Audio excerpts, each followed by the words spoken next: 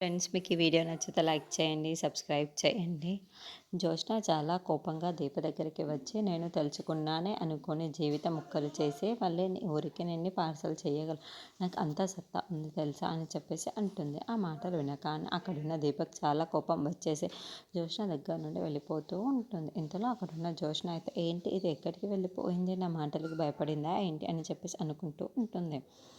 ఇంతలో దీప చీపురు కట్ట తీసుకొని జ్యోత్స్న దగ్గరికి, అది చూసిన జ్యోత్స్న అయితే, ఏంటి ఇది చీపురు కట్ట తీసుకొని వస్తుంది అని చెప్పేసి భయపడుతూ ఉంటుంది.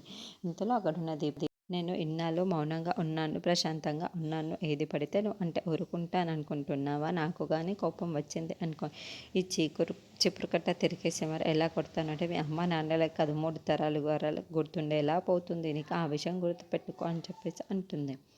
ఆ మాటలు వినగానే అక్కడున్న జ్యోత్స్నకి చాలా భయమేసి, నేను ఏదో సరదాకి అన్నాను దీప, ఇంకేమీ అనలేదు అని చెప్పేసి అంటూ ఉంటుంది. ఇంతలో అక్కడున్న దీప మాత్రం, నువ్వు సరదాగా అన్నావో ఏమన్నావో నాకు తెలియదు, ఇక్కడ నుండి నా జోలికి కానీ నా ఫ్యామిలీ జోలికి కానీ వస్తే నేను ఏం చేస్తాను అది గుర్తుపెట్టుకో అని చెప్పేసి చాలా కోపంగా జ్యోత్స్నతో మాట్లాడుతూ ఉంటుంది. ఆ మాటలు వినగానే అక్కడున్న జ్యోత్స్న చాలా భయపడిపోతుంది.